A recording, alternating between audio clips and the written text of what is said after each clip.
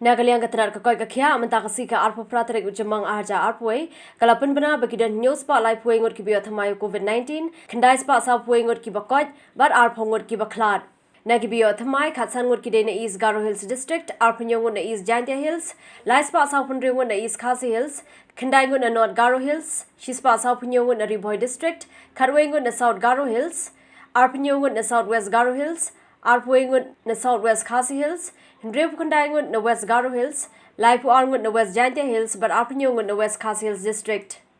Nagi ba Koit Mynta kasingi, Arpu ngut kide na East Garo Hills District, Arpunre ngut na East Jantia Hills, Ndrep spa Ndrep ngut na East RiKhasi Hills, Ndrep ngut na Riboy District, Shipo ngut na North Garo Hills, Khar ngut na South Garo Hills, Sapunre ngut na South West Garo Hills, Lai ngut na South West RiKhasi Hills, Nyopu ngut na West Garo Hills, Ngut na West Jantia Hills, but Arpulai ngut na West RiKhasi Hills District. Nagi ba khlad Mynta kasingi khan ngut kide na East RiKhasi Hills District, iway na West Jantia Hills, iway na Riboy District, but iway na West Garo Hills District. Haru bapin mi yakani ka khubor ka jila Meghalaya kaladon laipulai hajar praspa laip santali ki positive case, prahajar arpusantali ki active case lanik birangdon hapreng ki jing sumar, arpusan hajar arspa Ndrep ngut ki blakot, but sanspa sapusa ngut ki blakhlad no.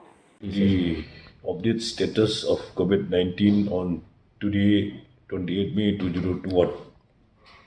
The new cases 731. The new recoveries is 941. And deaths, today's death is 20. There are 20 numbers.